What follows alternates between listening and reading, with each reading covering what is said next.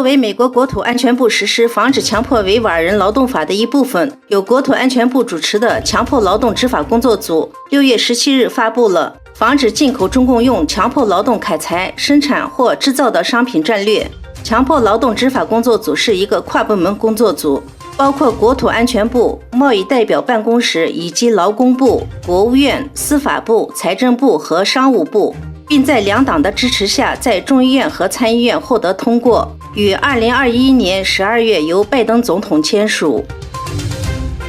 在与美国和澳大利亚的紧张关系之后，中国开始寻找新的能源渠道。中共国家石油公司正在与卡塔尔就投资液化天然气项目的东北油田扩建进行谈判。卡塔尔本月会见了中国公司的代表，讨论了300亿美元的项目合作。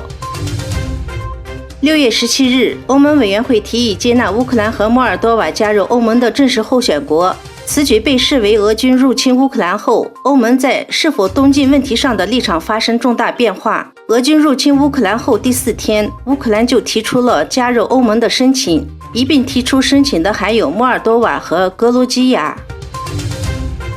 中共官媒6月17日报道，命名为福建舰的第3艘航母下水，标志着中共在军事上的重要进展。该航母是由与台湾隔海相望的福建省命名，是完全由中国自行建造，技术上领先于现有的另外2艘航母，但是还需要数年时间才能具备作战能力。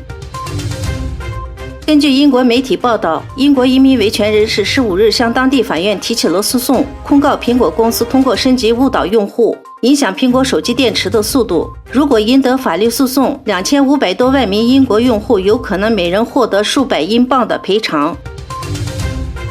法新社报道，法国现有4500万人处于红色或橙色的高温酷暑警戒之中。周六下午气温持续攀升，比2003年的高温记录高出 2.3 摄氏度。法国政府部门由于持续的高温，向老弱病群体发出警告，许多体育和文化活动也都被取消。